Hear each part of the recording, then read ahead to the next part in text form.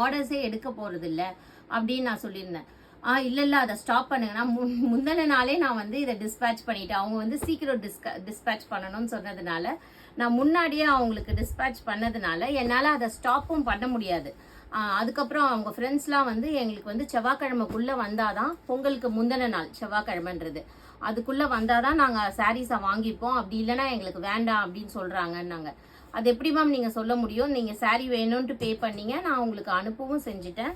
அதுக்கப்புறமா இப்போ வேணான்னு சொன்னீங்கன்னா எப்படி? நீங்கள் அவங்கள கன்வின்ஸ் பண்ணி அவங்க கிட்ட கொடுங்க அப்படின்னு சொன்னேன்.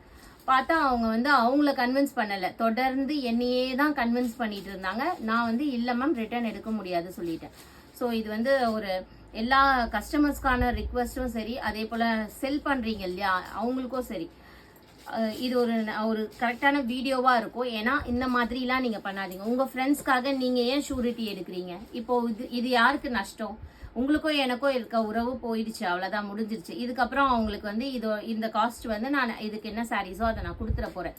சும்மா பிரச்சனை பண்ண போகிறதில்ல, நான் விட்டுட்டேன். பட் இதுக்கப்புறமா அவங்களுக்கு நான் எந்த சாரீஸும் சேல் பண்ண போகிறது கிடையாது. ஓகேங்களா? இந்த மாதிரி பண்ணுற கஸ்டமர்ஸ்க்கு எப்படி சேல் பண்ண முடியும்? இது வரைக்கும் நல்லா பண்ணிட்டு இருந்தாங்க. அதுவும் அவங்க ஊர் என்ன தெரியுமா? அந்தமானில் இருக்காங்க. அந்தமானில் இருந்துட்டு நம்ம இங்கேருந்து அந்தமானுக்கோ இல்லை நார்த் இந்தியாவுக்கோ இந்தியா போஸ்ட்டில் தான் அனுப்புவேன் அப்படின்ட்டு தெளிவாக நான் சொல்லிட்டு இருக்கேன். ஓகேங்களா? நார்த் இந்தியாவாக இருந்தால் இந்தியா போஸ்ட் தான், 6 ஒர்க்கிங் டேஸ் மினிமம் ஆகும். அந்த மாதிரி இருந்தால் மட்டும் புக் பண்ணுங்கன்னா நம்ம சொல்லிட்டு இருக்கோம்.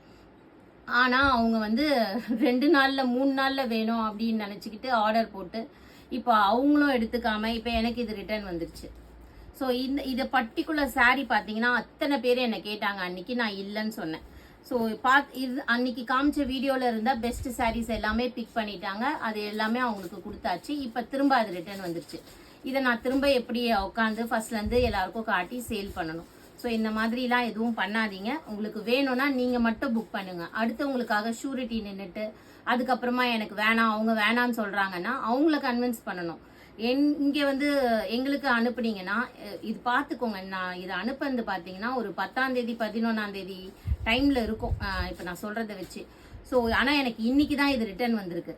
நியர்லி எனக்கு வந்து 16 டேஸ் கழிச்சு யாராச்சும் ஒரு சாரியை கடையில் எடுத்துகிட்டு போய் உங்களால் கொடுக்க முடியுமா? கொஞ்சமாச்சு யோசிச்சுட்டு அதுக்கப்புறமா நீங்கள் வாங்குங்க. தேங்க்யூ.